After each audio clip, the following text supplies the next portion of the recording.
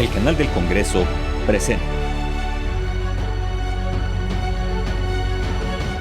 Creo que un primer punto interesante sobre el embarazo adolescente es que llega en una etapa en donde el joven no está listo para poder desarrollarse todavía a este nivel como padre o madre. ¿Por qué? Porque está lidiando con cambios de su cuerpo, cambios mismos atribuidos a la adolescencia, que no está preparado su cuerpo y su mente para ese impacto de traer una vida. Falta de información o de oportunidades, falsas expectativas sociales, pobreza, violencia sexual y a veces hasta por voluntad propia son algunos de los motivos por los cuales muchas adolescentes quedan embarazadas, comprometiendo su futuro, pues en ello va en riesgo su salud y su educación. Este es el tema de la semana en Cámara Alta que vamos a abordar un poco más adelante. Pero antes, permítanme darles la bienvenida a esta revista informativa del Senado de la República. Soy Paulina Usigli. Iniciamos.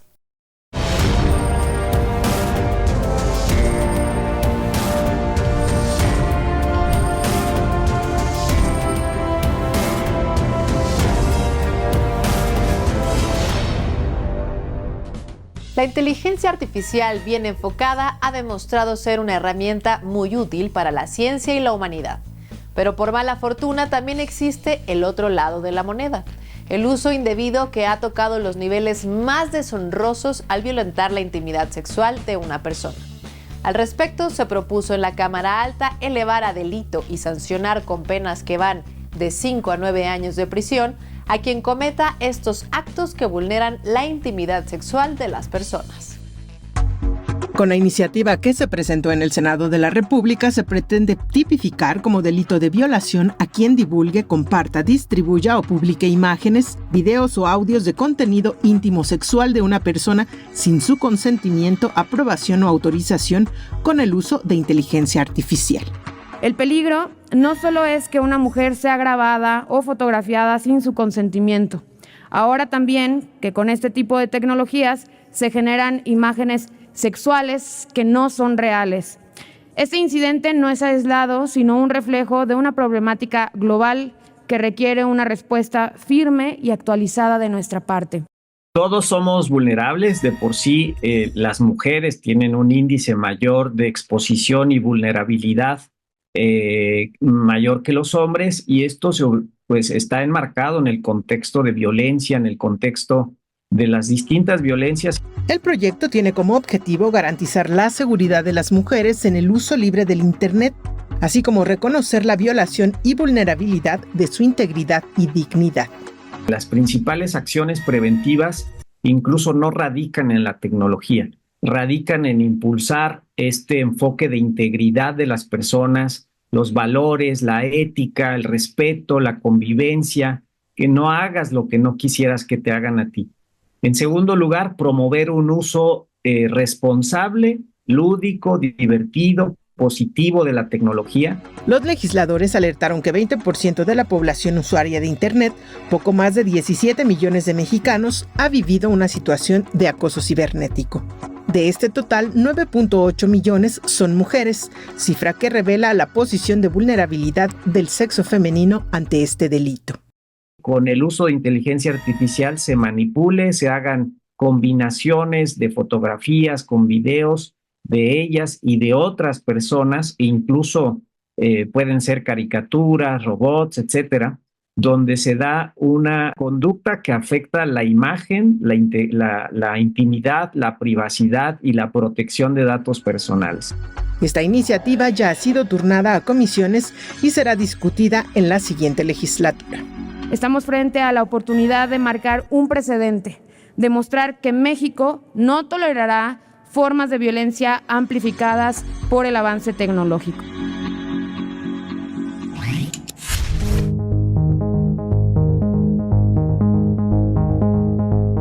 Las sesiones del Senado tienen el carácter de ordinarias, extraordinarias y solemnes. A su vez, las sesiones ordinarias y extraordinarias pueden ser públicas o secretas. Cuando un asunto amerita estricta reserva, el presidente o presidenta de la mesa directiva lo consulta al Pleno. De ser afirmativa la propuesta, los presentes están obligados a guardar dicha reserva. En su caso, se le dará el tratamiento de información reservada o confidencial establecido en la Ley Federal de Transparencia y Acceso a la Información Pública Gubernamental y los acuerdos parlamentarios correspondientes. Se presentan en sesión secreta las acusaciones que se hagan contra los servidores públicos vinculados con faltas administrativas graves o hechos de corrupción y patrimonial del Estado, así como acusaciones similares contra los miembros de la Junta de Gobierno del Banco de México. En dicha modalidad también entran los asuntos que por su gravedad o trascendencia se plantean al Pleno en materia de faltas a la disciplina parlamentaria por parte de los senadores. También se presentan en sesión secreta los asuntos que con carácter de reservados dirijan al Senado el Ejecutivo Federal, el Poder Judicial Federal, la Cámara de Diputados del Congreso de la Unión, los gobernadores y el jefe o jefa de gobierno de la Ciudad de México y las legislaturas de las entidades federativas.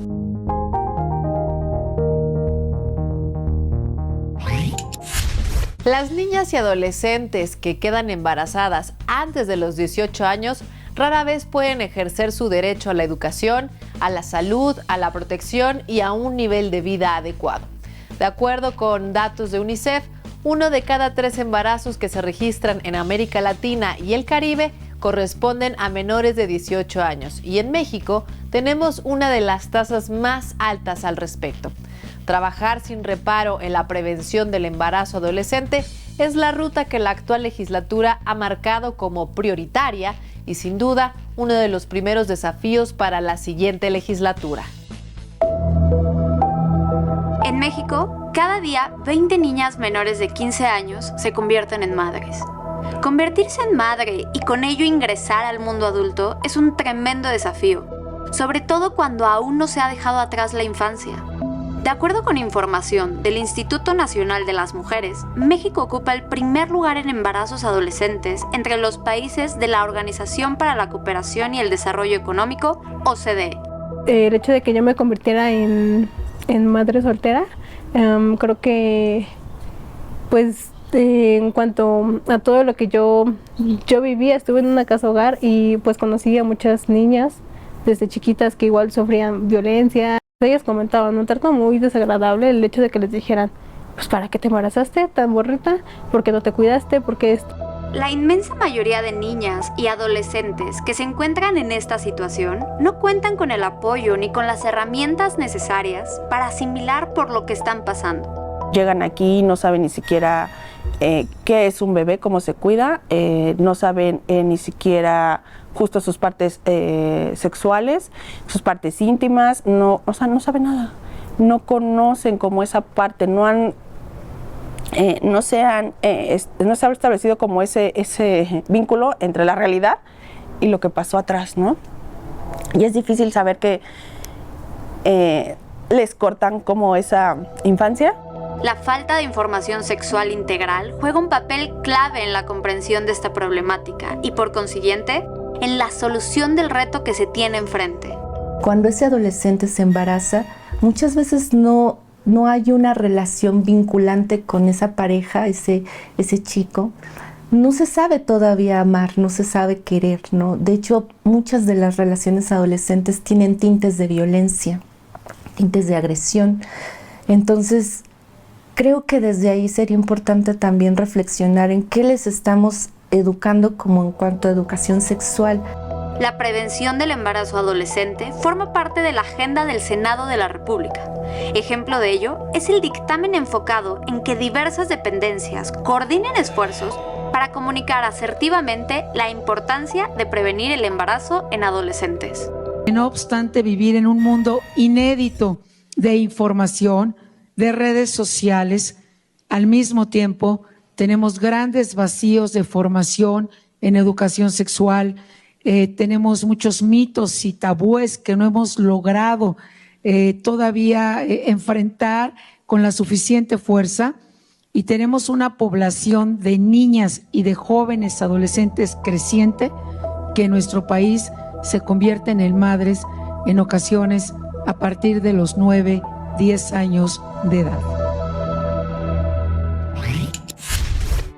En medio de la crisis de la Guerra Fría y la carrera armamentista, durante el gobierno de Adolfo López Mateos, un grupo de senadores mexicanos impulsó la participación de algunos miembros del Congreso en el Comité de Desarme de la ONU. Gracias a su prestigio diplomático, México fue aceptado en el comité, lugar desde donde pudo ampliar sus relaciones con otros países con quienes se convirtió en promotor de la paz. Elegir a los representantes diplomáticos correctos, sin la intervención del presidente de la República, se convirtió en un tema importante y delicado, por lo que dichos nombramientos y ratificaciones fueron analizados en una sesión secreta celebrada el 20 de octubre de 1964. En dicha sesión, el senador Manuel Tello tomó la palabra y expuso su propuesta respecto a fijar la interpretación del artículo 76, fracción 2 de la Constitución de los Estados Unidos Mexicanos.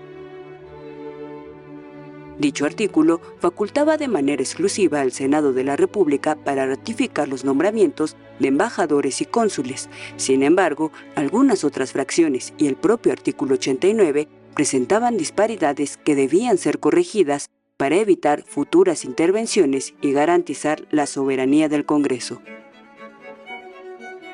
Entre las correcciones, destaca la aclaración de las categorías de agentes diplomáticos, no definidas en la Constitución, además de que se requería reformar algunos textos que ya no correspondían a las nuevas prácticas y teorías diplomáticas. En respuesta a aquella propuesta, el senador Manuel M. Moreno pidió a la mesa directiva la autorización de incorporar dicha consulta en el Diario de Debates, el órgano oficial de difusión del Poder Legislativo. En México, la seguridad alimentaria es un derecho establecido en la Constitución mexicana que, de acuerdo con la FAO, se obtiene cuando todas las personas tienen acceso físico y económico a suficiente alimento, seguro y nutritivo para satisfacer sus necesidades con el objeto de llevar una vida activa y sana. Sin embargo, fenómenos como el cambio climático generan complicaciones al momento de garantizar este derecho y alcanzar las metas de la Agenda 2030. Ante los retos actuales y durante la presentación de la Alianza Parlamentaria Iberoamericana y Caribeña por la Seguridad Alimentaria de Todas y Todos, celebrada en Madrid, España, la senadora Ana Lilia Rivera remarcó la importancia de promover en las agendas la soberanía alimentaria, la protección de la biodiversidad y el respaldo a los pueblos indígenas y comunidades rurales con políticas públicas inclusivas que abarquen el fenómeno de tecnologías agrícolas avanzadas y la reducción del desperdicio alimentario. Lo planteamos desde la trinchera parlamentaria, porque establecer leyes en materia de alimentación no es un capricho, no es una moda, se trata de un tema de derechos humanos, porque a través de ellas es posible materializar este derecho a la alimentación, promover la soberanía alimentaria, proteger la biodiversidad, respaldar los derechos de los pueblos indígenas y comunidades rurales y asegurar la seguridad alimentaria. La legisladora enlistó algunas de las acciones que se realizan en México para garantizar este derecho, como la Ley General de la Alimentación Adecuada y Sostenible y el etiquetado de advertencia. Ante representantes de otros parlamentos, la senadora hizo un llamado para tomar con seriedad los problemas ligados a la mala alimentación, como la obesidad, la diabetes o la hipertensión. Seguimos impulsando una manera distinta de alimentarnos, una conciencia del consumidor a lo que está comiendo, garantizando en los entornos escolares alimentos sanos. Entonces vamos por buen camino, falta mucho por hacer. Aunque por fortuna ya llueve en el país, la sequía que veníamos arrastrando de años ha impactado en muchos productos del campo que han empezado a escasear. Ejemplos de esto son el chayote, el brócoli y el cilantro. El cambio climático se manifiesta también de esta forma. Vamos a revisar lo que sucede del campo a la mesa. De entre todas las actividades económicas que se llevan a cabo en México, las agropecuarias están expuestas a los mayores riesgos naturales y biológicos. Sequías, heladas, inundaciones, granizadas y plagas son solo algunos ejemplos de los efectos del cambio climático que están ocasionando severas afectaciones al sector. Justamente la elevada temperatura, la falta de humedad han generado erosión tanto hídrica como erosión química erosión eólica de los suelos, y esto ha generado que un debilitamiento de la planta productiva. Cuando los siniestros abarcan regiones extensas, baja la producción y hay menor oferta, por lo que puede percibirse la escasez de algún producto. México ha pasado por una sequía de los últimos 3 años debido al efecto del Niño, que esto no permitió en el último año el desarrollo adecuado de la producción de maíz en Sinaloa. Vemos también la caída en la producción recientemente por temas de calentamiento de la superficie de cilantro en Puebla. Cayó la producción bastante, se van del 50%, se dañó. Las temperaturas extremas y el exceso de humedad también propician la aparición de plagas y enfermedades en zonas donde antes no existían. Los extremos de calor han generado plagas como langosta, en el caso, por ejemplo, de África, plagas grandísimas, justamente por estas temperaturas tan altas. Entonces, ahí es donde vemos también las consecuencias de la generación del calentamiento global. Ante este panorama, en el Senado se ha discutido acerca de la creación de un programa de apoyo emergente para zonas agrícolas y pecuarias devastadas y el regreso del seguro catastrófico. Necesitamos que regrese el seguro catastrófico para que cuando hay problemas agroclimáticos que perjudican la producción del campo, los productores rurales puedan ser apoyados con la posibilidad de contar con el seguro catastrófico para poder optar por una segunda alternativa productiva. A la lista de verduras que escasean debido a la intensa sequía de los últimos meses, se suman la espinaca, el brócoli, la lechuga y el chayote. El chayote, igual, al no tener la suficiente humedad y las lluvias en la temporada, redujo mucho la producción. Por lo pronto, las precipitaciones de los últimos días están llenando las presas, enverdeciendo los sembradíos y ayudarán a que los precios se estabilicen, siempre y cuando no llueva en exceso y ocurran inundaciones. En lugar de llover una cantidad adecuada durante un determinado periodo, puede llover el triple, 10 veces más cantidad de agua en un solo día de lo que usualmente cae en una temporada regular. Entonces sí, el tema del agua también es un gran problema.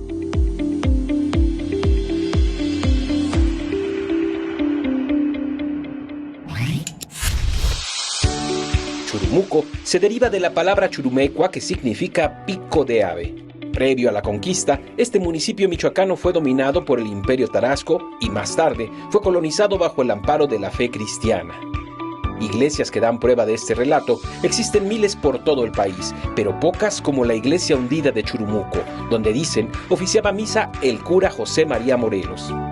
Ahí bajo el agua, el templo guarda esta y otras historias del lugar donde nació el senador Cristóbal Arias Solís, abogado por la Universidad Michoacana de San Nicolás de Hidalgo y hombre de familia quien no escatima en sembrar testimonios en redes sociales de su cariño hacia sus padres, esposa, sus hijos y nietos. Cristóbal Arias ha sido senador de la República en 3 ocasiones y en esta última integró la mesa de decanos de la 64 legislatura.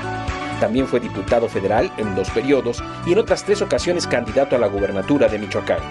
Abierto al diálogo y con una sonrisa siempre franca, el senador Arias Solís conoció la problemática agraria del país al lado de Natalio Vázquez Pallares, hombre de izquierda y luchador social que sembró en Arias la ideología que lo ha acompañado de por vida, la justicia social. En el gobierno de Michoacán, encabezado por el ingeniero Cuauhtémoc Cárdenas Solórzano, el joven Cristóbal Arias ocupó la titularidad de la Comisión Agraria y la Secretaría General de Gobierno.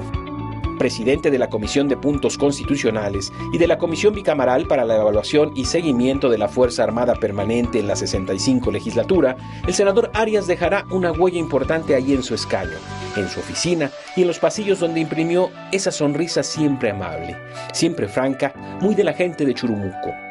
Senador Cristóbal Arias Solís. Hace 110 años, la sufragista Mary Richardson dañó con una navaja la Venus del Espejo, obra de Diego Velázquez. Guardadas todas las proporciones y los motivos, hoy en día hemos visto cómo distintas personas y colectivos han efectuado acciones extremas tomando como bandera la iconoclasia, aunque dando pie de inmediato a la polémica entre quienes acusan vandalismo. Hoy en Cámara Alta nos asomamos a este complejo tema a fin de entender las raíces de esta manifestación social y política. Las marchas y protestas deberían de dejar huellas que llamen a la reflexión social. Ese es el espíritu de la iconoclasia, que consiste en la intervención y daño de imágenes o esculturas con fines políticos o ideológicos. En la iconoclasia vamos a tener motivaciones expresadas explícitamente, declaraciones de por qué se destruye, para qué y con qué objetivo. Muchísimas veces, digamos, los símbolos que se destruyen no son gratuitos, no solamente son arte por el arte, sino que cumplen funciones específicas y transmiten ideas específicas. Y en esa medida pueden chocar con el contexto que cambió con respecto a cuando se hizo la obra y por lo tanto, digamos, el arte está sometido también al juzgamiento de la sociedad que interactúa con él en un espacio público. Ante las pintas y martillazos recientes en contra de monumentos y piezas de arte público, el senador Noé Castañón propuso una iniciativa de reforma a la Ley Federal sobre Monumentos y Zonas Arqueológicas, Artísticas e Históricas para sancionar hasta con 10 años de prisión y con una multa de hasta por el doble del valor del daño causado a quien altere o destruya un monumento arqueológico, artístico o histórico de forma intencional. Es bastante complejo porque una de las características de la iconoclasia es que casi siempre, aunque también puede haber actos individuales con motivaciones y explicados y demás, la mayoría de las veces se comete en el anonimato, ¿cierto? En la más abstracta, donde de alguna manera te sientes protegido por un montón de personas, donde va a ser muy difícil que te identifiquen. Otro de los problemas que aprecia el especialista es la dificultad para que la sociedad logre establecer, en común acuerdo, una definición y una línea que divida entre el vandalismo e iconoclasia. Es muy voluble en la medida de que, digamos, tú puedes justificar un acto, pero negar otros, pese a que puedan tener las mismas razones y puedan tener el mismo accionar, tanto violento como no violento, como, digamos, político, económico, social y demás, ¿cierto? Entonces, esa es otra cuestión. Hay una doble moral muchas veces inscrita en el mismo acto, porque condenamos la destrucción de nuestros símbolos y alabamos la destrucción de los símbolos de nuestros rivales, por ejemplo. Mientras se resuelve este debate, el compromiso de cualquier instancia de gobierno es velar por la integridad del patrimonio artístico e histórico. Recordemos que la Oficina de la Organización de las Naciones Unidas para la Educación, la UNESCO, reconoce 35 sitios ya declarados patrimonios culturales de la humanidad. Nuestro México es rico en monumentos y zonas arqueológicas, artísticas e históricas, por lo que las tres instancias de gobierno y la sociedad organizada debemos colaborar para seguir preservando y sigamos siendo el potencial del desarrollo de la industria turística. Es así como llegamos al final de este programa y al mismo tiempo abrimos la invitación para que la siguiente semana nos acompañen en una nueva entrega de Cámara Alta, la revista informativa del Senado de la República. En pantalla ponemos a su disposición los medios de contacto para que nos hagan llegar comentarios, sugerencias o aclaraciones. Todas serán bienvenidas y atendidas. Soy Paulina Usigli, pásenla muy bien, hasta pronto.